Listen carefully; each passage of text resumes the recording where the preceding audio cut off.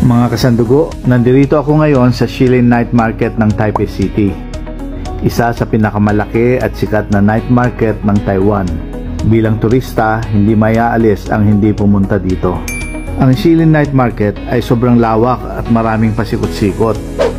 Maraming mabibili dito. Simulan mo sa mga damit at sapatos.